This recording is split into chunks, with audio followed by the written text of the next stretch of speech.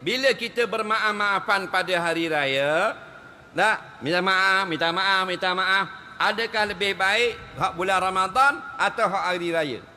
Dengar baik-baik. Minta maaf hukumnya wajib, sunat, harus. Ingat sampai mati, dulu, kini, selamanya. Bila wajib minta maaf? Jika kita buat jahat ke orang, buat zalim ke orang, buat salah ke orang, wajib minta maaf.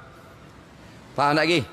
Bila sunat minta maaf, kita rasa macam ada buat salah kat dia, tapi tak pastilah. Sunat minta maaf. Bila harus minta maaf, tak ada salah, garanti kita tak ada salah, bermaaf-maafan harus pada syarak. Nampak? Ingat tiga tu. Cuma kalau nak kata bulan Syawal, bulan Ramadan lebih lagi. Kerana apa? Kerana ada banyak hadis yang menceritakan bulan Ramadan ini bulan yang mana kalau siapa yang masuk bulan Ramadan tetapi tidak dapat kemaafan, tidak dapat keampunan, maka orang itu celaka. Hadis ni sahih.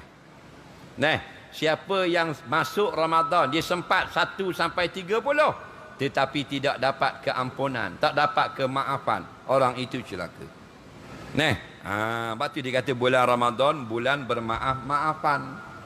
Lebih-lebih lagi kerana bulan ini Allah buka pintu syurga, Allah buka pintu taubat, Allah tutup pintu neraka.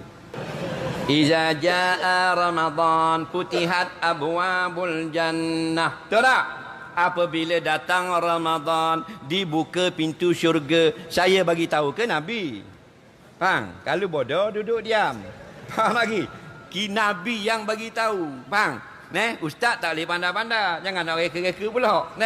Kita tolong sampai. Apa maksud buka pintu syurga? Kita daripada KL terus boleh masuk. Maksudnya, mu nak masuk dah ni, aku buka bulan Ramadan ni, gandakan amal, minta ampun, minta maaf. Kalau dengan Allah, taubat. Kalau dengan manusia, minta maaf. Itu maksud dia. Faham?